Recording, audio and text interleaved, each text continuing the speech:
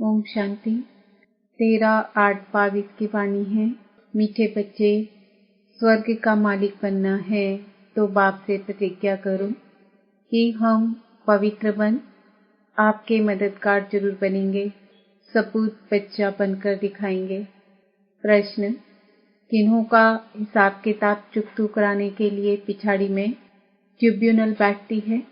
उत्तर: जो क्रोध में आकर बॉम्ब से इतनों का मौत कर देते हैं, उन पर केस कौन करे, इसलिए पिछाड़ी में उनके लिए ट्रिब्यूनल बैठती है। सब अपना अपना हिसाब किताब चुकतू कर वापस जाते हैं। प्रश्न: विष्णुपुरी में जाने के लायक कौन बनते हैं? उत्तर: जो इस पुरानी दुनिया में रहते भी इससे अपनी दिल नहीं लगाते, बुद्धि में रहता अब हमें नई दुनिया में जाना है, इसलिए पवित्र जरूर बनना है। पढ़ाई ही विष्णुपुरी में जाने के लायक बनाती है। तुम पढ़ते इस जन्म में हो, पढ़ाई का पद दूसरे जन्म में मिलता है। गीत तुम ही हो, माता पिता तुम ही हो। ओम शांति। महिमा गाते हैं बेहद के बाप की, क्योंकि बेहद का बाप बेहद की शांति और सुख का वर्षा देते हैं। भक्ति मार्ग में पुकारते भी हैं, बाबा आओ, आकर हमें सुख और शांति दो। भारतवासी 21 जन्म सुखधाम में रहते हैं, बाकी जो आत्माएं हैं वह शांति धाम में रहती है। तो बाप के 2 वर्षे हैं, सुखधाम और शांति धाम। इस समय न शांति है न सुख है, क्योंकि भ्रष्टाचारी दुनिया है, तो जरूर कोई दुखधाम से सुखधाम में ले जाने वाला चाहिए। बाप को खिवैया भी कहते हैं। विषय सागर से क्षीर सागर में ले जाने वाला है। बच्चे जानते हैं बाप ही पहले शांति धाम में ले जाएंगे, क्योंकि अब टाइम पूरा होता है। यह बेहद का खेल है। इसमें ऊंच से ऊंच मुख्य क्रिएटर, डायरेक्टर, मुख्य एक्टर कौन है? ऊंच से ऊंच है भगवान, उनको सबका बाप कहा जाता है। वह स्वर्ग का रचयिता है। फिर जब मनुष्य दुखी होते हैं तो लिबरेट भी करते हैं। रूहानी पंडा भी है। सभी आत्माओं को शांति धाम में ले जाते हैं।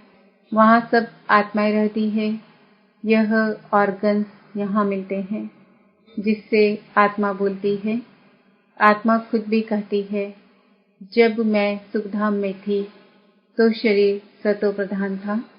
मैं आत्मा 84 जन्म भुगती हूँ। सतयुग में 8 जन्म, त्रेता में 12 जन्म पूरे हुए, फिर फर्स्ट नंबर में जाना है। बाप ही आकर पावन बनाते हैं, आत्माओं से बात करते हैं। आत्मा शरीर से अलग है तो कुछ बात नहीं कर सकती, जैसे रात में शरीर से अलग हो जाती है। आत्मा कहती है, मैं इस शरीर से काम कर थक गया हूँ, अब विश्राम करता हूँ। आत्मा और शरीर दोनों अलग चीज है। यह शरीर अब पुराना है, यह है ही पतित दुनिया। भारत नया था तो इसको स्वर्ग कहा जाता था, अभी नर्क है। सब दुखी हैं। बाप आकर कहते हैं, इन बच्चों द्वारा तुमको स्वर्ग का द्वार मिलेगा। बाप शिक्षा देते हैं, पावन बन स्वर्ग का मालिक बनो। पतित बनने से तुम नर्क के मालिक बन पड़े हो। यहाँ 5 विकारों का दान लिया जाता है। आत्मा कहती है, बाबा आप हमको स्वर्ग का मालिक बनाते हो। हम प्रतिज्ञा करते हैं, हम पवित्र बन आपके मददगार जरूर बनेंगे। बाप का बच्चा जो ओबीडिएंट रहते हैं, उन्हें सपूत कहा जाता है। कपूत को वर्षा मिल न सके, यह बाप पैट समझाते हैं। निराकार भगवान की निराकारी आत्माएं बच्चे हैं। फिर प्रजापिता ब्रह्मा की संतान बनते हैं तो बहन भाई हो जाते हैं। यह जैसे ईश्वरी घर है और कोई संबंध नहीं। भल घर में मित्र संबंधी आदि को देखते हैं, परंतु बुद्धि में है हम बाप दादा के बने हैं। वह बाप यह दादा बैठे हैं। यहाँ गर्भ जेल में तो सजाएं खाते हैं। सतयुग में जेल होता नहीं, वहाँ पाप ही नहीं होता, क्योंकि वहाँ रावण ही नहीं, इसलिए वहाँ गर्भ महल कहा जाता है। जैसे पीपल के पत्ते पर कृष्ण को दिखाते हैं, वह भी गर्भ जैसे क्षीर सागर है। सतयुग में न गर्भ जेल होता, न वह जेल होता। आधा कल्प है नई दुनिया, वहाँ सुख है। जैसे मकान पहले नया होता है, फिर पुराना होता है, वैसे सतयुग है नई दुनिया, कलयुग है पुरानी दुनिया। कलयुग से फिर सतयुग जरूर बनना है। चक्र रिपीट होता रहता है। यह बेहद का चक्र है, जिसकी नॉलेज बाप ही समझाते हैं। बाप ही नॉलेजफुल है, इनकी आत्मा भी नहीं समझा सकती। यह पहले पावन थे, फिर 84 जन्म ले पतित बने हैं। तुम्हारी आत्मा भी पावन थी, फिर पतित बनी है। बाप कहते हैं, मैं इस पतित दुनिया का मुसाफिर हूँ, क्योंकि पतित बुलाते हैं कि आकर पावन बनाओ मुझे। अपना परम धाम छोड़ पतित दुनिया, पतित शरीर में आना पड़ता है। यहाँ तो पावन शरीर है नहीं। यह तो जानते हो, जो अच्छे कर्म करते हैं वह अच्छे कुल में जन्म लेते हैं। बुरे कर्म करने वाले बुरे कुल में जन्म लेते हैं। अब तुम पवित्र बन रहे हो। पहले पहले तुम विष्णु कुल में जन्म लेंगे। तुम मनुष्य से देवता बनते हो। आदि सनातन धर्म किसने स्थापन किया, यह कोई भी नहीं जानता, क्योंकि शास्त्रों में 5000 वर्ष के चक्र को लाखों वर्ष दे दिया है। यही भारत स्वर्ग था, अब तो नरक है। अब जो बाप द्वारा ब्राह्मण बनेंगे वही देवता बनेंगे, स्वर्ग का द्वार देख सकेंगे। स्वर्ग का नाम ही कितना अच्छा है। देवी देवता वाम मार्ग में आते हैं, तब पुजारी बनते हैं। सोमनाथ का मंदिर किसने बनाया? सबसे बड़ा है यह सोमनाथ का मंदिर। जो सबसे साहूकार था उसने ही बनाया होगा। जो सतयुग में पहले महाराजा महारानी लक्ष्मी नारायण थे, वही जब पूज्य से पुजारी बनते हैं, तो शिव बाबा जिसने विश्व का मालिक बनाया है, उनका मंदिर बनाते हैं। खुद कितना साहूकार होंगे, तब तो इतना मंदिर बनाया, जिसको मोहम्मद गजनबी ने लूटा। सबसे बड़ा मंदिर है शिव बाबा का, वह है स्वर्ग का रचयिता। खुद मालिक नहीं बनते हैं। बाप जो सेवा करते हैं उसको निष्काम सेवा कहा जाता है। बच्चों को स्वर्ग का मालिक बनाते, खुद नहीं बनते। खुद निर्वाण धाम में बैठ जाते हैं। जैसे मनुष्य 60 वर्ष के बाद वानप्रस्थ में जाते हैं, सत्संग आदि करते रहते हैं, कोशिश करते हैं हम भगवान से जाकर मिलें, परंतु कोई मेरे से मिलते नहीं हैं। सबका लिबरेटर गाइड एक ही बाबा है, और सभी है जिस्मानी यात्रा कराने वाले। अनेक प्रकार की यात्रा करते हैं। यह है रूहानी यात्रा। बाप सभी आत्माओं को अपने शांति धाम में ले जाते हैं। अभी तुम बच्चों को बाप विष्णुपुरी में ले जाने के लायक बना रहे हैं। बाप आते ही हैं सेवा करने। बाप कहते हैं, इस पुरानी दुनिया में कोई से दिल नहीं लगाओ, अब जाना है नई दुनिया में। तुम आत्माएं सब ब्रदर्स हो, इसमें मेल भी है, फीमेल भी हैं। सतयुग में तुम पवित्र रहते थे, उसको कहा ही जाता है पवित्र दुनिया। यहाँ तो 5-7 बच्चे पैट चिरकर भी निकालते हैं। सतयुग में लॉ बना हुआ है, जब समय होता है तो दोनों को साक्षात्कार हो जाता है कि अब बच्चा होने वाला है। उसको कहा जाता है योग बल। पूरे टाइम पर बच्चा पैदा हो जाता है, कोई तकलीफ नहीं, रोने की आवाज नहीं। आजकल तो कितनी तकलीफ से बच्चा पैदा होता है। यह है ही दुख धाम। सतयुग है ही सुख धाम। तुम पढ़ाई पढ़ रहे हो सुख धाम का मालिक बनने। उस पढ़ाई का फल तो इसी जन्म में भोगते हैं। तुम इस पढ़ाई का फल दूसरे जन्म में पाते हो। बाप कहते हैं, मैं तुमको स्वर्ग का मालिक बनाता हूँ। जिनको भगवान भगवती कहते हैं, लक्ष्मी भगवती, नारायण भगवान। सतयुग में उन्हों को किसने बनाया, जबकि कलयुग अंत में कुछ नहीं है। भारत देखो कितना कंगाल है। मैं ही सबको सद्गति देने आता हूँ। सतयुग त्रेता में तुम सदा सुखी रहते हो। बाप इतना सुख देते हैं जो भक्ति मार्ग में भी फिर उनको याद करते हैं।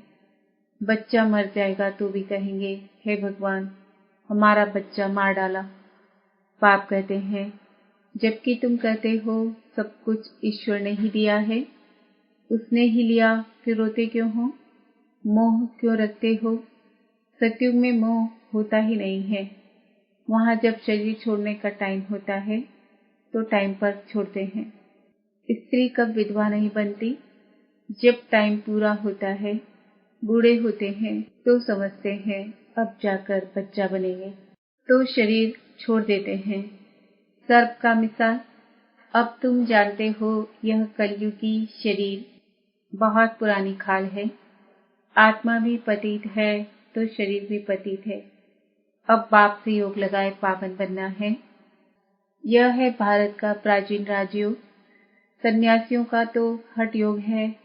शिव बाबा कहते हैं, मैं इन माताओं द्वारा स्वर्ग का द्वार खोलता हूँ।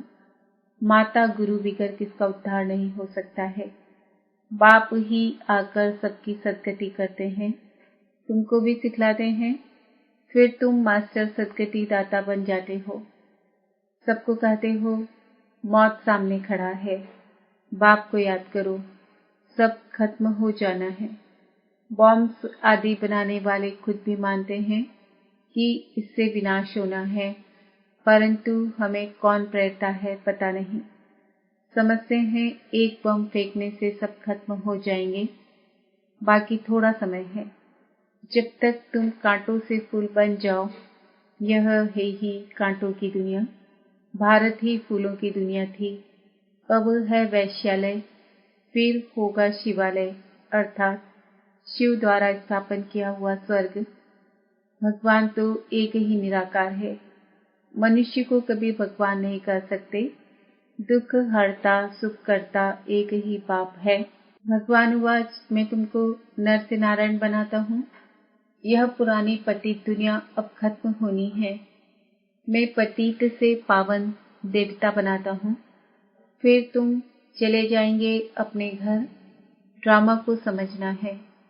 इस समय देखो मनुष्यों में क्रोध कितना है, बंदर से भी बदतर है।